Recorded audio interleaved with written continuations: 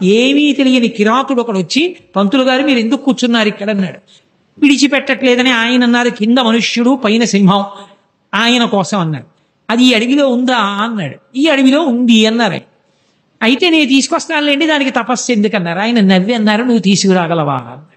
రేపు రాత్రిలోగా తీసుకురాకపోతే నా ప్రాణాలు విడిచేస్తాను పంతులు గారు, సరేనా? అయ్య బాబోయ్ వీడు లేనిపోని ప్రతిజ్ఞ చేస్తున్నాడని అలాగే లే అన్నాడు. ఇక ఆ కిరాతుడు అరణ్యంలో తిరుగుతూ నరసింహం, కింద నరుడు పైన సింహం, కింద నరుడు పైన సింహం అంటూ చూస్తున్నాడు అడివంతా. మరునాడు సాయంకాలం ప్రదోష వేళ అయిపోయింది, కనపడలేదు.